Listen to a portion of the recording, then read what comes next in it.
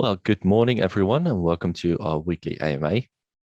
As usual, we are joined by Grape Finance LB himself. Welcome, LB. Hello. Good to see you all here. And I guess for the people in the US watching the recording, good morning, good afternoon. Yeah, there's this guy, uh, DYI investing. He always starts with good morning, good evening, good night, or wherever you are, Oh yeah, whatever. yeah. So we we could do that. Well, aside from that, I'll be hosting as always, and we'll take the questions that have been asked in the past week, and then we'll move on towards any new questions, and people can enter those themselves if they want to in the AMA March 17 chat in our Discord.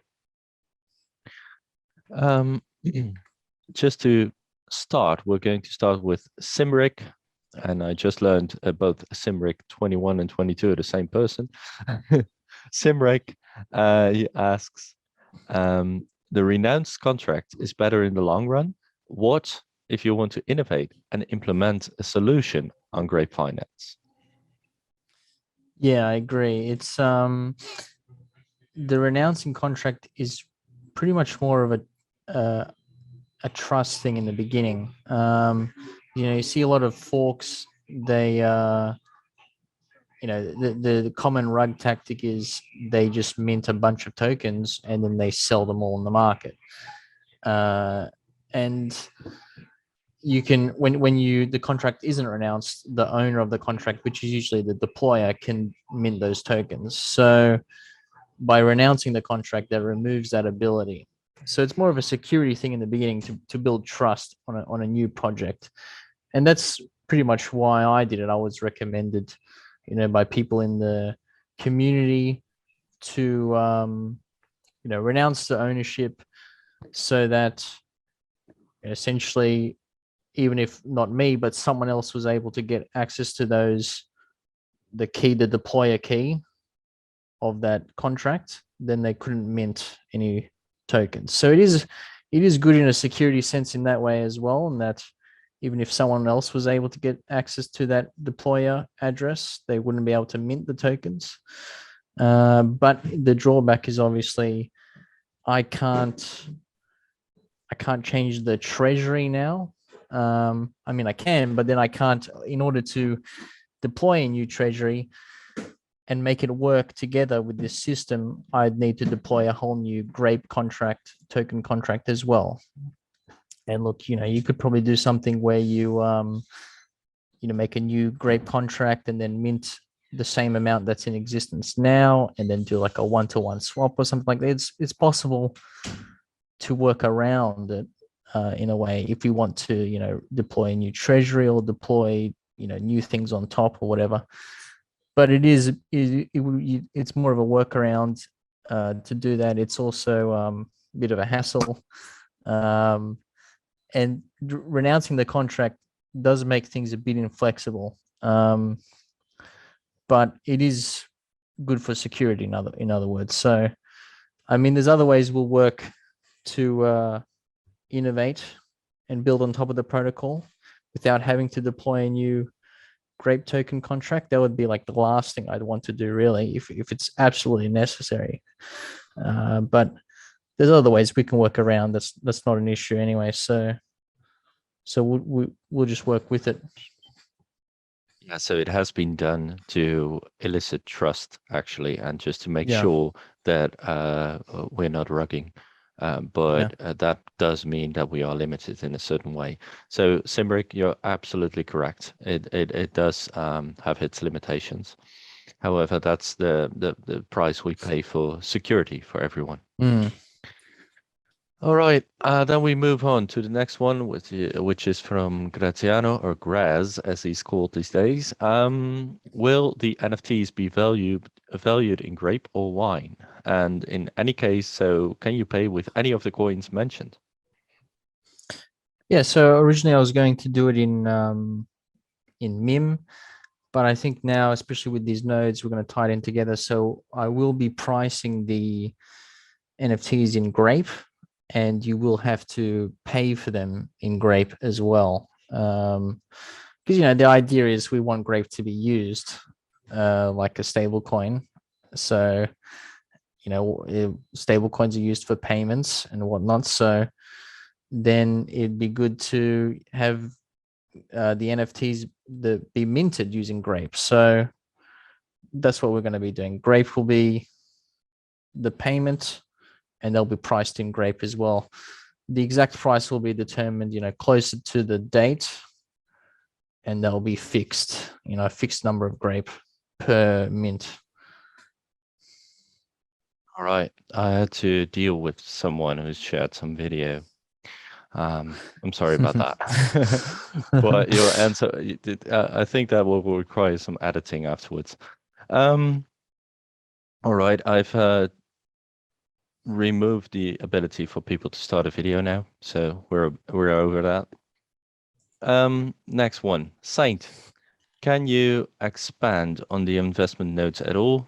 Do they pair with NFT utility? And I think you mentioned they could boost rewards together. Also, where will the marketplace for be for our remaining NFTs? Yeah, so dude, that's kind of like why, because the NFTs were going to launch a bit, a week or two ago even, but we've come up with the node idea to help the protocol sustain itself essentially. And so I thought, we may as well, I guess, delay the NFTs a bit to tie in with the nodes rather than making them completely separate. I think it'd be better if we tie them in. So the NFTs themselves will always have the ability for entrance to a raffle or a lottery, so to say, every fortnight. Each tier will be an entry. Just holding that will give you an entry automatically, and there'll be a set allocation of wine dedicated to the winners, randomly chosen every 2 weeks. And there'll be a number of winners. I think about 50 winners every 2 weeks will share a prize of wine. And in order to enter that, you just need to hold an NFT, really. So it's a nice, easy thing just for the NFTs initially, but that's separate from the nodes. And then what I'm thinking the nodes is we implement, a multiplier on earnings, similar to other protocols. Other node protocols have done this, where they have an NFT run that's limited, or much more limited than, say, the nodes themselves if they're NFTs, and they give you a multiplier of an earnings boost on the nodes. So that's kind of what I want to do to tie them in. So that's why the NFTs will likely launch at a similar time to the nodes, because they'll actually be tied in like that. Yeah, and then this. Yeah, this moves to an earlier question, which said, I have to go by heart. How will the nodes be formed? Like they will obviously not be NFTs. So what will they be? What will they be like? How will they be existing? Well, we do actually want to have the nodes as NFTs themselves as well. Okay. Because then, because the problem with obviously nodes is that you lock in your funds, and then you earn the yield daily, but you can't really do anything with it. It's locked in. So that's why I like the NFTs as nodes, because you can sell them on the open market to other people that are, looking for a node, so to say. Maybe they already have a few, they want to get a certain deal. It's more flexible for node holders to be able to actually sell their nodes as well, and an NFT node allows you to do that. So that's why we kind of actually want to have an NFT node and then an NFT boost, and tie them in together. That's the idea. And I think I just missed that other part on Saint's question where he mentioned the marketplace. There'll obviously be a minting site for the NFTs that we'll deploy and we'll host, and then they'll be put on, automatically on likely NFT Trade, which is, I guess, one of the main ones on AVAX. And I guess any other one that we can sort of get verified on as well.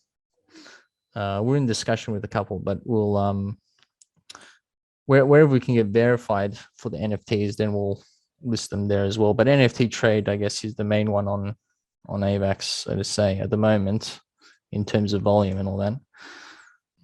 So they'll be available there as well after, in the secondary market. Awesome. Thank you. Then I think that's clear enough. Of course, as soon as we move on, there will be links and everything, so you can just follow your NFTs and sell them and buy them or whatever. And I think it's also great that we're going for NFT nodes so that those can be sold whenever anyone feels like it, or bought whenever anyone feels like it. I think that's awesome. Can you? No, wait. EBT asks, which part of the roadmap will utilize Grape the most? And then he adds, I see a lot of projects going under PAG for Grape to become used as a stablecoin. What demand are we looking for in the upcoming roadmap to implement this? Well, this is partly already answered, of course, but please elaborate. Yeah, I guess obviously the main part of the roadmap on the utilization is the lending and borrowing, because then you'll have the ability to not have to sell your tokens. You can actually use them to borrow other tokens, and then you can obviously still capture the yield here. So that's kind of like part of the idea in terms of adding some sort of utility for lending and borrowing, which is what stable coins are generally mostly used for anyway. And then obviously we do want to add them into payment services as well. Part of the roadmap is to add it onto payment gateways so that they can be used for, like a normal cryptocurrency payment. We're going to be launching a merch store. It's already pretty much done, actually. Initially, it's not going to accept Grape because we do need to, develop that gateway for it. But that will be like, I guess, the first test run for Grape as a payment on a store. But then obviously, we're going to be continuing partnerships with different protocols, continuing partnerships with different, lending protocols as well on other chains. So we're going to be expanding cross-chain because it's very important for, utility is to actually not just be stuck on one chain. Obviously, we do want to, build some sort of foundation here first.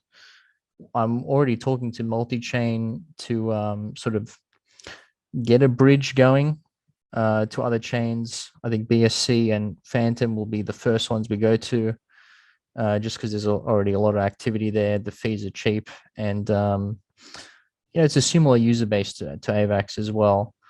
Yeah, and we already are in contact with a lot of different other protocols on both those chains that we can pretty much, as soon as we bridge, we can pretty much use Grape straight away on those protocols, for yielding, for I guess lending and borrowing as well. So it's kind of the idea. We want to build up multiple use cases across multiple chains so that it can actually be like pretty much every other, stablecoin, really. Even though we're algorithmic based,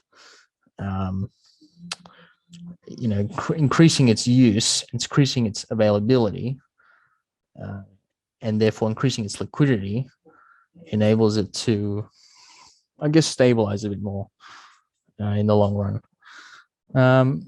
And another thing we'll be doing is that play to earn game. I think that's more of a fun thing, to be honest, rather than a like a direct, use case that would be, answering your question directly, because it's just an extra thing, really. But it may have to have another coin embedded into it so that the because obviously we can't mint Grape. So Grape would have to be more of a initializing coin that you can buy things with, but the coin that you'd earn things with would be likely a different coin, uh, which is not a bad thing at all. But it just means that the game would be more of a fun thing for the community and an extra thing for Grape to be used in, rather than its primary use case, which would be in lending and borrowing anyway, which I guess is more sustainable, more in a way like a traditional stable coin. And then obviously, as we just talked about, 5 minutes ago, is the node system, which will intake Grape and lock it in a rewards pool to drip feed rewards for passive income for people. So that's another thing as well. So I guess the main idea is multiple different use cases that are somewhat tied together, but not directly tied together. So they're not dependent on each other. And I think that sums it up quite nicely. Yeah.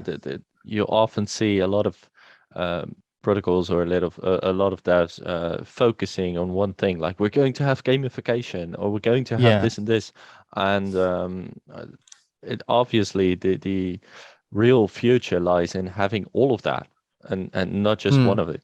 Just so we just move forward, and of course the lending and borrowing is the first thing, but we won't shy away from nodes, NFTs, gaming, whatever comes, Yeah. right? Yeah, and that's the thing. Like we're flexible in the way of what we can build on top of things, and the beautiful thing about DeFi is that it's commonly called the money Lego or whatnot. Is you can just everything's like a brick that you can just tie in together. Sure, we are limited sometimes with contracts and whatnot, but you can tie things in pretty nicely. It's because it's so easy to kind of just deploy something. There's not much red tape to have to go through, like in the real world, where the majority of the time to build something is actually getting the license for it and setting up a company for it and all this sort of stuff. Whereas in here you can actually just focus on actually building the thing that you want to build. Yeah, that's what makes it really cool. All right, we'll move on towards Sanikizu or something. They will ask, how will the lending and borrowing take shape? Is it going to be regular lending protocol like Ola, or is it going to be like Tarot with leverage farming? Yeah, so I guess initially we have it on our roadmap. Initially, it's going to be simple Ola, I guess compound Aave sort of style, just because that's kind of like the first stage, and it's the easiest for people to use as well, easiest to understand. But I do want to add, it's also on the roadmap, is leveraged farming like Taro and like Imperimex and whatnot, where you can leverage your LPs, and I think that ties in really nicely with our protocol and our LPs. So there'll be an extra thing as well on top of the regular lending and borrowing, and then as well, also on the roadmap is the self-repaying loans, somewhat like Alchemix, where you can you put up collateral, and then that is sent to a yield farm, and that it's paid back using the yield that's generated. So obviously these things may not be directly integrated all together. They'll be integrated in a way that they're all on the same site and they're all available for users of the platform. Mm-hmm. But behind the scenes, there'll likely be obviously different contracts. And then I guess it's kind of what we want is to offer all those services to people, because sometimes, people just want the standard lending and borrowing, but sometimes people do want to leverage their LPs. So I think we can offer all of it, and that's kind of like the whole idea of the platform as well, because all of those things actually help Grape and the Grape Finance algo protocol that we have now. Because you can put up Grape as collateral, you can borrow, I don't know, a stable coin or any other coin really as a standard lending and borrowing. But you can also then put up your LP and leverage your LP to earn more in the farm. And you could also say put up, Grape or your LP or wine, for instance, as collateral that then is sent to our farm to generate yield and then pay back your loan. So that's all these things actually tie in together with our platforms. It's already on the roadmap to actually do all those things into one, but obviously they kind of need to be done in stages. So we'll start with the simple lending and borrowing, then move on to leveraged farming and self-repaying loans. Awesome, really awesome. I don't think I have to summarize that. It's really clear. So we'll move on to the questions that were asked in the chat, and one of them was from BOCL, and they actually have two questions, and I think I'm going to answer the first one. Apologies for your patience around the newer question. That's fine. I get there's a lot of nuance, but my high level understanding is that LPs add stabilization for a token's price. If this is true, could adding liquidity when the token falls under peg increase the trading necessary to get it back to peg? Yes, is the simple answer. It does. However, it doesn't really matter if we first get back to peg and then add a lot of liquidity, or first add a lot of liquidity and then get back to peg. It both needs to happen, and it's both good. It's just the way, the only way it matters is what the price is. But as for total value locked, or what it means for the protocol, one way or the other is good. It doesn't really matter, right? Yeah. I think that's perfect. All right, then we move on to his next easier question, as he says it. Will there be utility for a wallet to own two NFTs? Yeah, well, essentially, in terms of the lottery, at least they'll, each NFT is a ticket. So, you can hold 5 of the base tier NFTs. That's 5 tickets. And as the tiers go up, that's more tickets. So you can hold, two mid-tier NFTs, or 2 level 2 NFTs. That's four tickets then. So that's you can own multiple in that way. So that's kind of the first thing for that fortnightly raffle. In terms of whether they'll give you multiple node multipliers, I don't think so, because then it will probably stuff up the calculations of the nodes. Something you have to work out on that front. But it's for the nodes, it'll probably be a set NFT.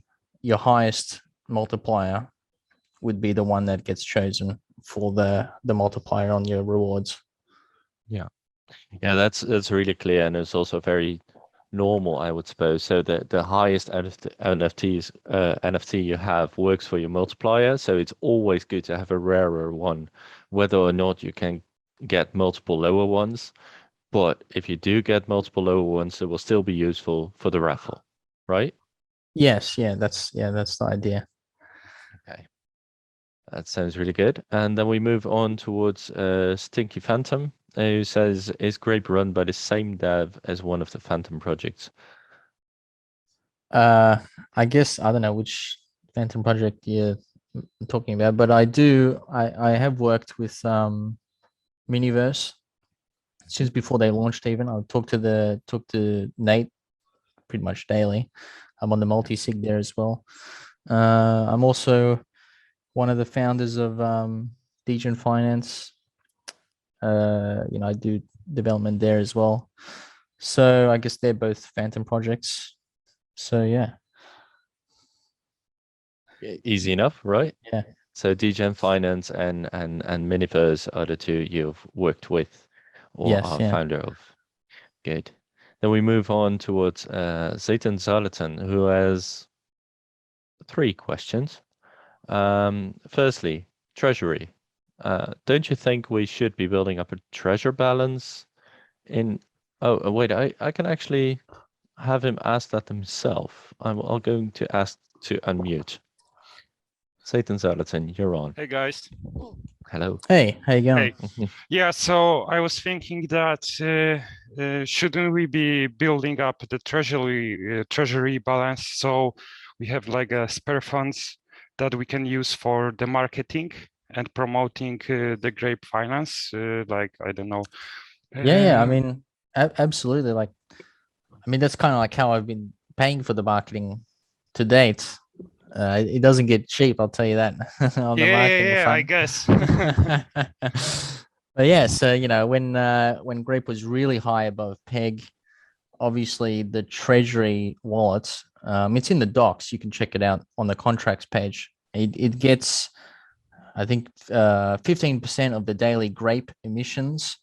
And when it was really high above peg, we slowly sell that Grape, daily, roughly here and there, whenever the price is good, to generate some sort of capital that can be used for, advertising, promotions, things like that. So that's we do have it. It's obviously not a ridiculous amount of money, but it has been used for the marketing and will continue to be used for marketing as well, and possibly some investments as well that we can use to generate some other revenue. But don't you think it would be better if it's like bright and clear somewhere on the website that, let's say, this amount we are having in the treasury, and let's say then you indicate what kind of them what kind of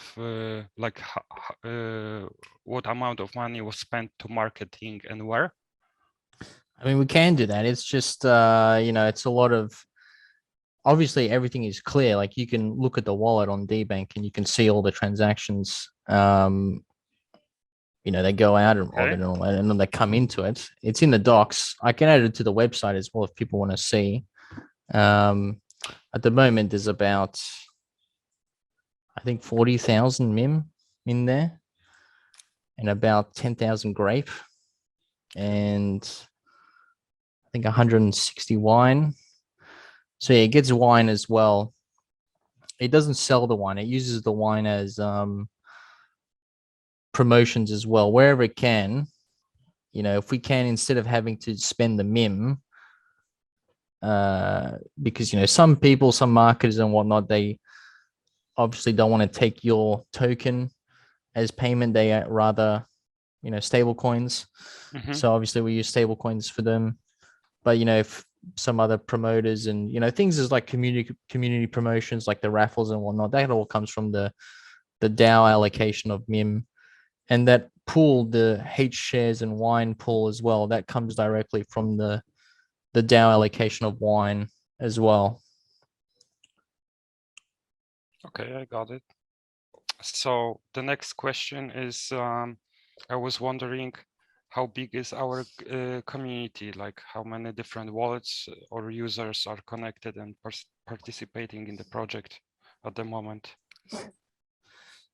Yeah, I mean, I guess we got like 2,600 members on Discord, but I think recently, actually, a researcher on AVAX that researches AVAX protocols actually did that. They actually went through the wallets and saw who's using each, seniorage protocol. Mm-hmm. I'm trying to find it now. Actually, I think it was over 2,000. It was like 2,800 different wallets interacting or still holding, Mm-hmm. LPs and whatnot. And I think that was one of the highest on AVAX as well for seniorage protocols.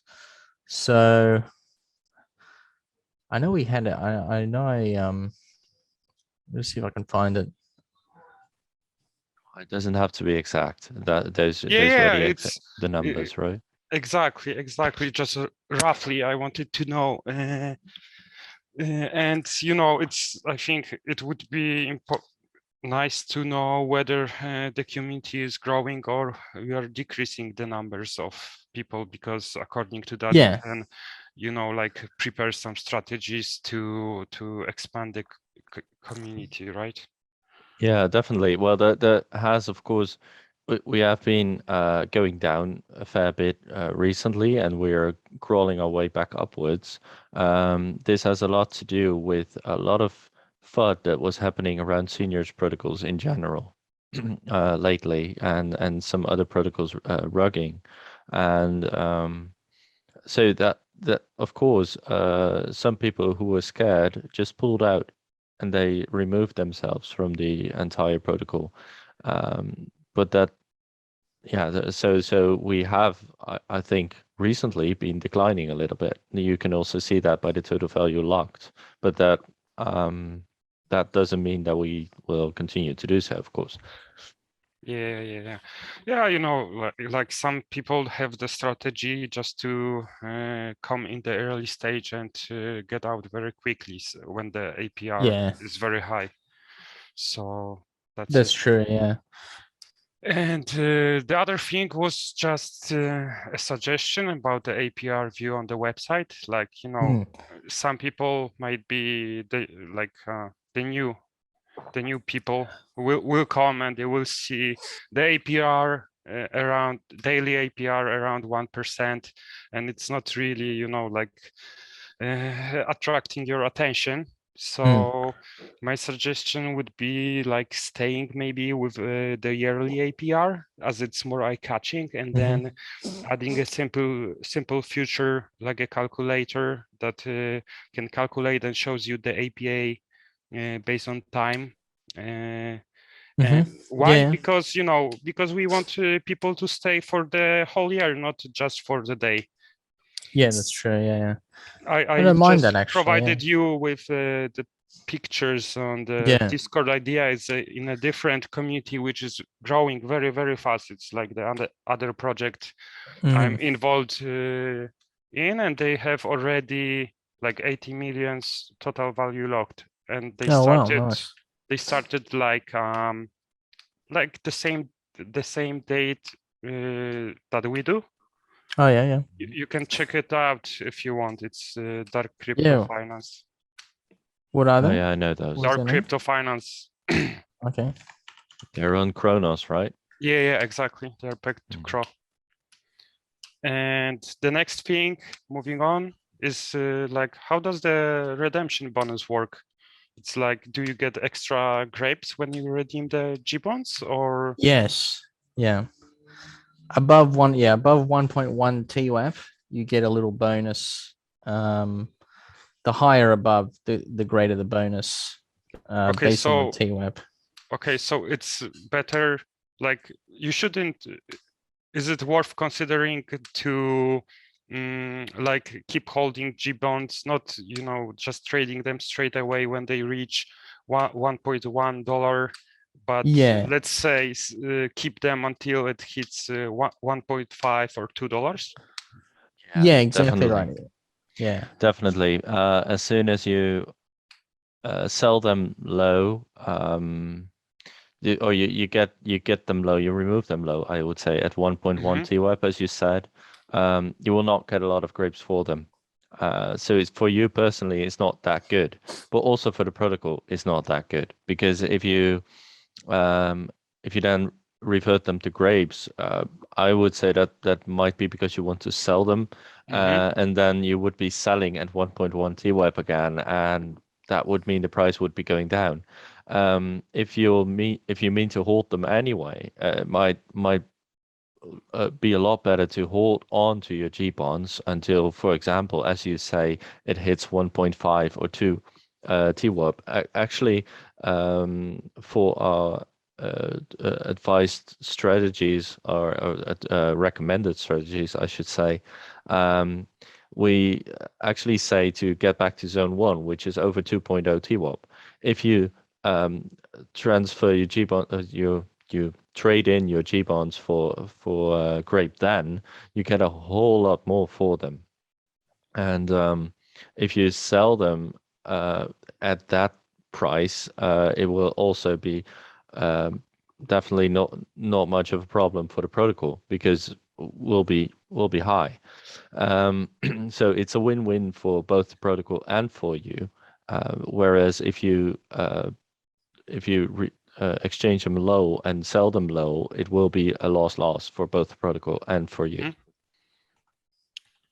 Okay, so what do you think, like maybe implementing a redemption bonus that also adds you a little value based on the time you're keeping the G bonds?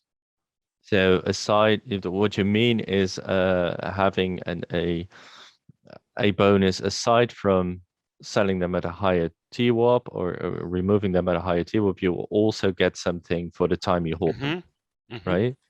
Yeah, that actually has been discussed a little bit, and I'll give the word back to LB for that. But that would mean that we'd probably have to make a pool where you can stake G bonds. I think that would be the simplest solution. LB, have you thought on this?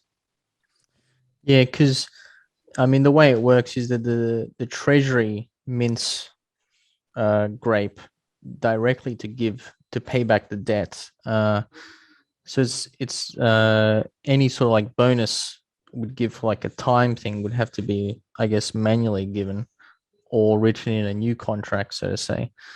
We could do like that staking pool for G bonds, but the issue then is that, you know, in order to add the staking pool, if we don't do it as a separate contract, like we've done the Hermes and Wine LP, which comes from the DAO allocation directly, then the other pools would have to take allocation from the other pools, which I don't think would be beneficial, because we've got the Grape single stake already. That's kind of like the same idea, really. And so if we're going to add the G bond staking, it would take away from those other pools and the rewards. It will lower the APRs from those pools, which I don't think we have room for that right now.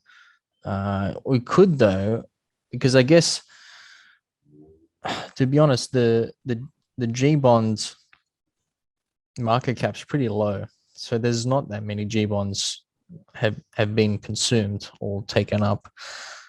So in other words, you know, even if we did, I guess, a really small allocation, to be honest, it probably wouldn't impact the other pools too much, really. And you could get a decent APR. I'll have a think about that, actually. I've got to have a play around with the numbers.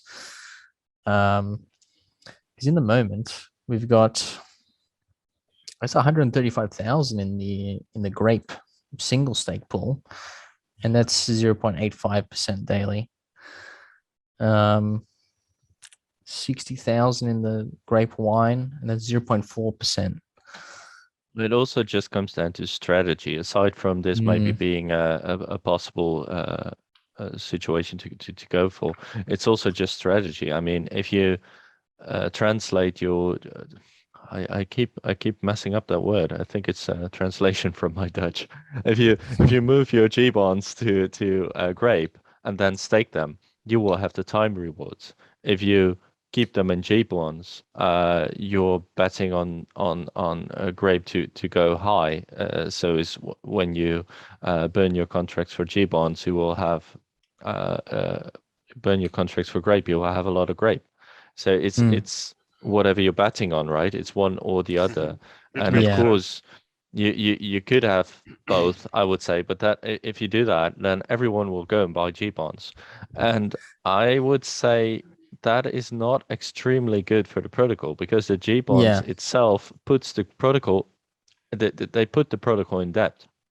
And actually for the protocol, it might just be better to just buy Grape and hold it instead of making it into G bonds. That's the thing, yeah. Yeah, that's true. Because the G bonds, they don't, you know, raise the price of Grape. in essence, they just lower the supply, which doesn't directly translate to an increase in price of grapes. So, yeah, no, I agree with that. I think I want to incentivize the grape single stake more than anything else at this stage. Yeah, it makes sense. Yeah. Well, thank you, Sarlatan, for having all of your questions and entering into discussion with us. I would say to anyone who's listening to this, or either this or the recording of this, this is always welcome, entering discussion with us and just getting into talks and seeing what the future is about, because we wish to listen to our community. I'm going to have to wait a little bit for Max 180Y because they're typing. Because other than that, I don't have any questions. But maybe Max, you could tell me your name and you can ask the question yourself. May I ask one more thing? Yeah. Yeah. And then I will going to. I just wonder if you have already an idea on the game that you will be working on. Yeah. I'm the idea is a general, I guess, like you could say similar to Farmville. It's like a vineyard game where you run a vineyard. Yeah. I was thinking about the same, like game, like browser-based game, like I don't know. Yeah, this would be nice, but I think Play the to earn. currency should be pegged, like straight to Grape, and another Yeah, token. Grape will be used. Yeah. Okay, that's it. And there'll be another play to earn token. But yeah, there's more details on that. That's more end of Q2 for release, and more details of that game will come in Q2 as well. There'll be somewhat, Farmville based kind of like idea, run your own vineyard, things to upgrade. You can earn, tokens from that as well, and buy new machineries and things like that to exactly, upgrade your. So it's something fun, Yeah. All right, then I'm going to give the mic to Max. Max, there you go. Yeah, hi everyone. Always fascinating to listen into these AMAs. I always find. Thanks for listening. Yeah. It was just a quick question, really. So obviously, a lot of Tomb Fork protocols. I mean, there's seems to be hundreds of them now. Quite a few of them are all attempting to move to this layer 2 approach. Obviously, considering other options as opposed to layer 2. So we've obviously got NFT nodes, lending and borrowing. Presumably, though, at the end of the wine emission period, that there's going to have to be a move towards potentially a layer 2. Is that something that you're considering now in preparation for that? Well, I guess, I mean, to be honest, the layer 2 is more like, it's like delaying the inevitable. So I think it's fun initially, but it's not really like a sustainable thing. So that's why I do want to do the lending and borrowing. And so, the wine emissions will stop, but the vineyard farmers will be rewarded in a different token, likely on the lending and borrowing system in the leveraged farming system. But wine will still be able to be staked in the winery to earn new grape when above peg, when above 101 TWAP. So wine will still have its use case there forever, essentially. But then we need to incentivize vineyard stakers elsewhere, which is not a problem, because we'll be doing, in the lending and borrowing system, there'll be a new rewards token for that, essentially. And so that will, I guess, be lower APRs, but last longer than just 1 year, in other words.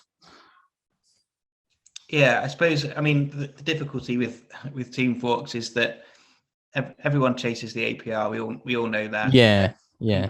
People are focused on just trying to make $1 million Yeah, in a I've month's I've time. actually been discussing this with King Dao, as he was talking about that as well. Like a lot of people are chasing the APR, but do you realize? And I think he also said that in the video with Eric. Do you realize that the people who made a lot of money on, for example, Tomb Finance itself, they did that because they were staked for a long time, not because they were chasing the APR, not because they were moving away, but because they stayed.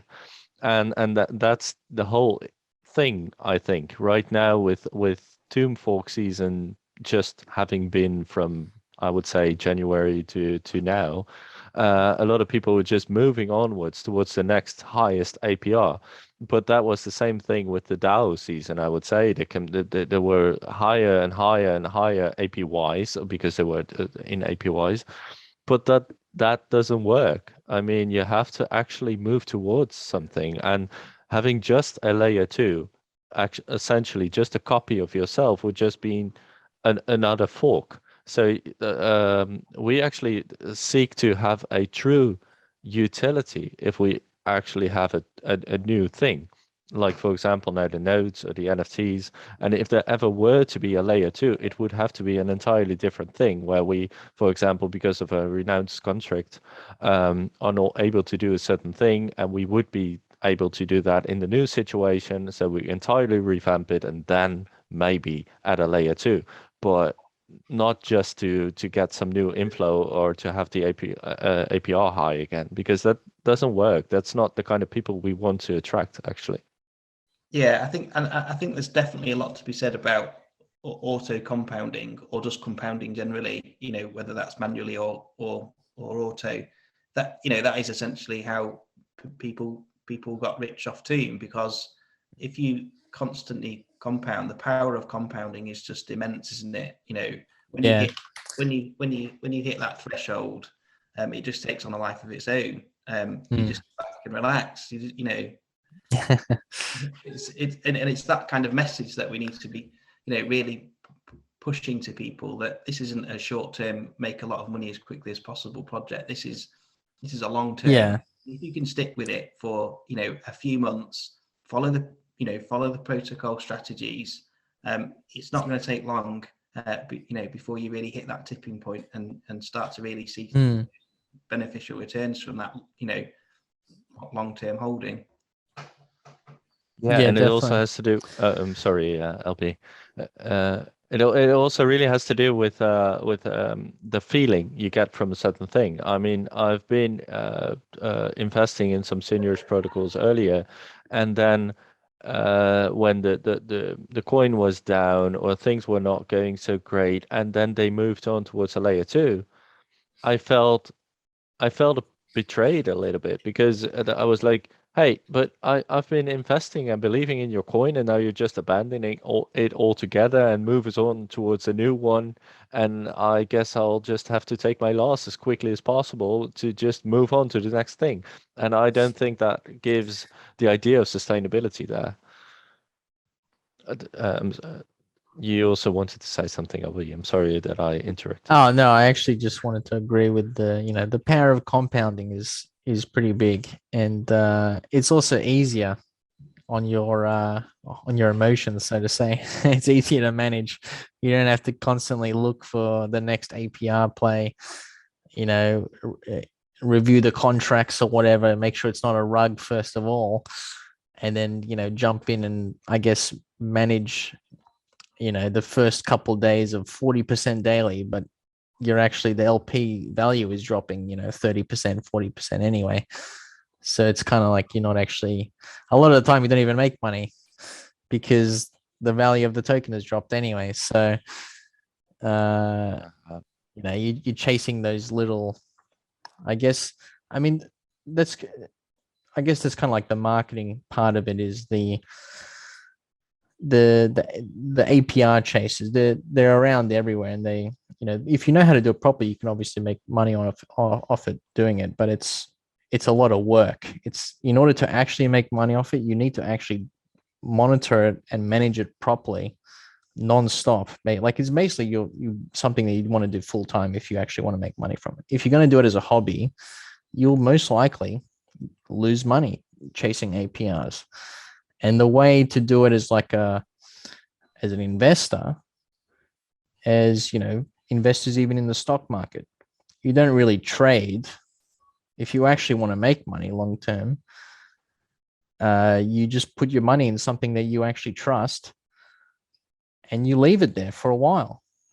You let it compound, and that's actually how you make a good return. Plus you save yourself the roller coaster of emotions and the work that you'd have to go through if you're going to do, you know, day trading or whatever.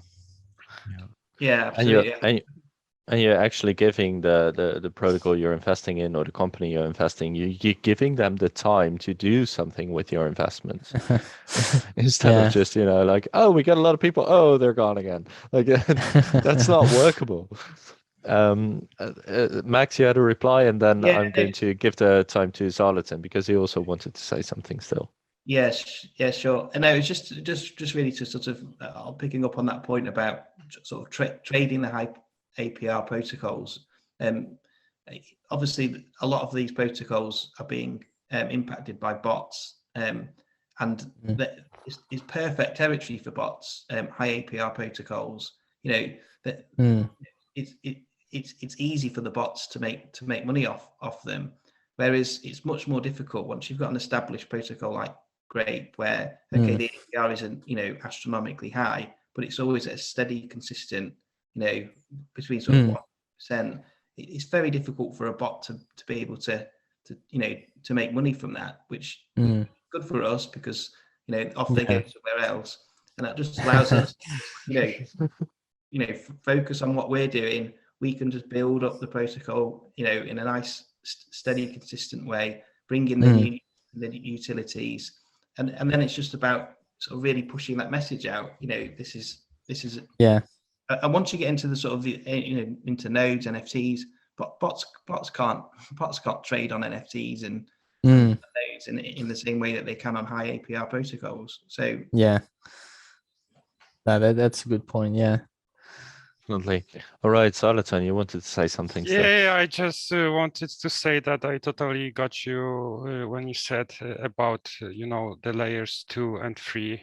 Like the perfect example right now is Midas DAO, that their team had a leak that they will be moving to version 3, and people started to panic sell, and now they are, you know, really behind, and they lost many users, and the community is, you know, like they don't know what to do, and now they are thinking about, you know, rebranding, starting new version under new name. So it's like sustainability is the most important, I think, in those projects right now. Like you say. That's it from me. Definitely. I actually have a question for you, Zarleton. Yeah. You said some while ago that you were going towards the Ukrainian border with some stuff. Did you actually do that? Yeah, I did. You how know, how did it go? It was smooth, you know, but that's good. when I was on the way, you could see like 2 big helicopters, like the flying.